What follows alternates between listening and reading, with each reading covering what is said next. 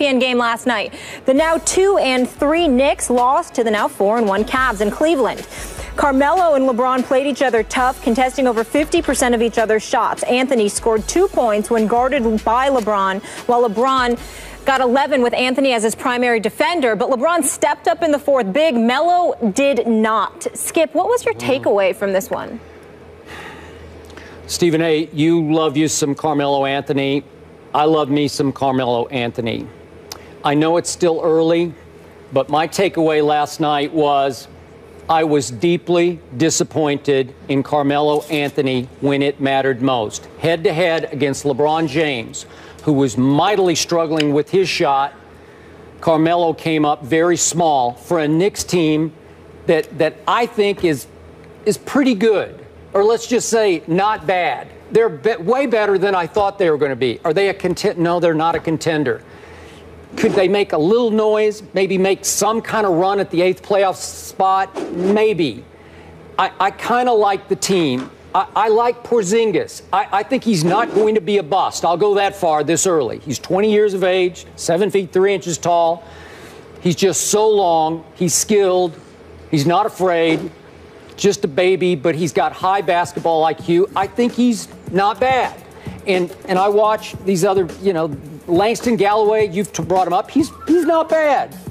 Kyle O'Quinn's not bad. Derek Williams, I never liked him before the draft, but in the role that the Knicks have him in, he's not bad. So this team had a chance last night on national television to make an early season statement at the Cavaliers. Beat them, and you go to 3-2. So you're 1 point down going to the fourth. You actually had a big lead in the game, but that's okay. You're just one down.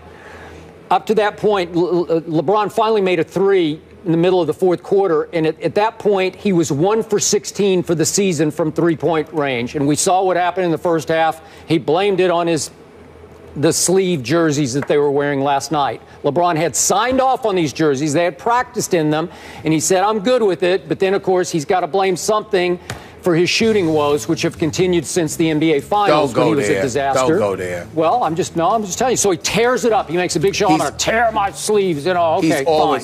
He's always complained about those sleeves. He practiced in them, and he signed off. He told the league, I am good with these. So whatever. Because the league wanted him to play them. Okay. Wanted him to wear them. All right, but the point is, he was struggling mightily. You've got him on the ropes, and you let him off the ropes because in the fourth quarter, Carmelo goes 1 out of 5. He does not get to the free throw line. He's your guy. He's your $23 million man. We all know that. He's your max guy. He should be at age 31, still at the backside of his prime in his 13th NBA season. And you just got to play a little bigger than that against the best player on the planet, your close friend LeBron James, who wasn't great in the fourth quarter, but he was way better than Carmelo because he goes 3 out of 8. He did get to the free throw line and made 4 out of 5. He made things happen. He played with much more energy and urgency than Carmelo did in the fourth quarter. Carmelo just looked deadheaded. He looked dead-legged, and he hasn't been great in the other Knicks games this year. I know Kawhi Leonard did a number on him at the Garden. He does that to just about everybody. But Carmelo had the one outburst at Washington. He scored 37. Other than that, the Knicks have kind of won in spite of him or been decent in spite of him. I need to see more because I think this team is looking for him to lift them just one more level up. And it has a chance to at least be respectable this year if he's what he should be. He's that guy. He's a top 5 scorer in this league and a clutch player that he's been in the past. I'm just not seeing it yet from Carmelo the way this team is looking to see it from him. Your thoughts? Well, in all fairness, not that mine. I mean, I can sit up there. You know how much I got love for Carmelo Anthony. And him being a New York Knick doesn't hurt that notion at all. But I'm disappointed with what I've seen thus far. And I'm disappointed because I think that, number one, he doesn't appear to be as healthy as he needs to be. I think that he looks like he's been dragging for most of the season. I even watched him with the 37-point explosion against Washington, and I still found myself looking at him physically, Skip, and questioning whether or not he was going to last this season. Maybe you will get better as the season goes on. You continue to receive treatment, get yourself in the game playing shape, et cetera, and we may see something different. And the upside to this is that Carmelo Anthony can shoot the basketball. So he's not somebody whose exploits and greatness are predicated on, his physicality. It's his ability, being 6'8" and about 240, and his ability to beat you from the outside is what can potentially make him lethal no matter what the situation is, because when he's making shots, what are you going to do about it? But I think what you saw last night in the fourth quarter when he was going up against LeBron James is that LeBron James is in better shape than him. So LeBron James can amp it up to another level, another notch, and really, really do whatever's necessary in order to lift his team to victory. I think we all look at Carmelo Anthony, and even though I'm not going to sit here and say that he's out of shape, Carmelo Anthony has never, ever, ever in his lifetime been in the kind of shape that a LeBron James is in. So I think that has something to do with it as well in terms of the lack of effectiveness last night, because Carmelo Anthony usually gives it to LeBron. Carmelo Anthony usually shows up and plays against LeBron James. I'm just not satisfied with what I'm seeing from him. You know how I'm feeling about the Knicks right now. Certainly they're playing better. Phil Jackson deserves a lot of credit for that because they're playing better. They're playing harder. Porzingis is not a bust. He's a 2 to 3 year project. There's an incredible upside to him, and I think that he'll be fine.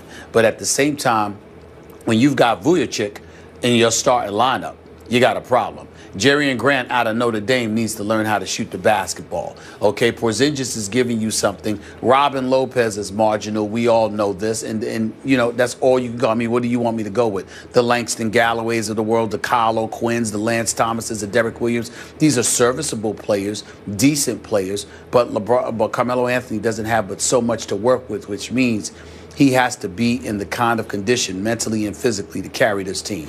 And he's not. So I'm not happy with what I've been seeing from him. I understand to some degree why that is.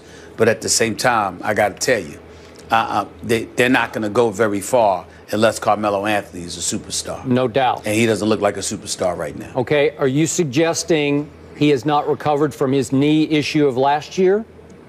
I don't think he's fully recovered. Wow. I do not. I'm not saying that the injury is an issue, but I think the injury and the kind of setback it caused him conditioning-wise, I think there's a lot for him to overcome, because even when he didn't have these injuries, Skip, he wasn't known as some conditioning guru. Yeah. And so because of it, now you've got the injury, and then that scales you back. Yeah, you're rehabbing from the injury so you can get on the basketball court and play. But the kind of physical conditioning that you're accustomed to having before, it wasn't great. So why would it be great now? Yeah. Stephen A., my fear, and I'm hoping against hope this is wrong, but my fear is that Carmelo has been beaten down by such losing with the Knicks that they've lost so much that he's starting to lose his love for playing basketball, where you just get so tired and you look around at the 20-year-old next to you and the guys you just listed and you're saying, we don't really have a chance. So you lose some heart for it. You lose some zest for going out and competing every night, because you start to think, even at my greatest, I can't lift this team up. Well, let's put it in let's just put it plain and simple. Carmelo will never admit it because he's too classy to do so. But he knows this team is subpar, to be kind. He knows that. He knows he's not playing with a championship, a squad with the potential for a championship. But at the same time, Carmelo loves his money. In an ideal world, he would love to make his money in New York City while they're winning. In a less than perfect world, he'd love to make his money while he's winning, even if it was someplace other than New York.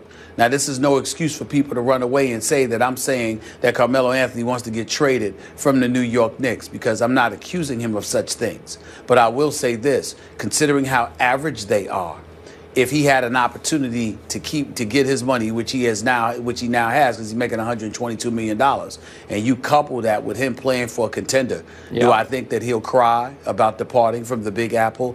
Somehow, some way, I suspect he'll get over. Okay, but Knicks fans don't want to hear that this early in the season. They just think you're making $23 million this year. Earn your money.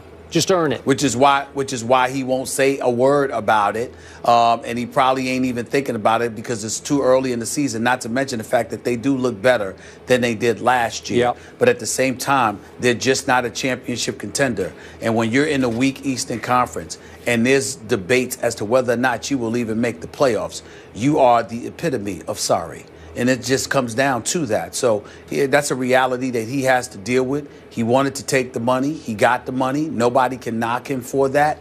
But the price that came with that was staying with the team that's ions away from being a championship contender. And he's going to have to deal with that. And so are New York Knicks fans like myself. As sick to my stomach as it makes me for this team not to be competitive, I have to hold on to a little bit of hope. They do look better than they did last year, and they are playing harder. So I'll give them credit for that. But that's about all they're getting from me.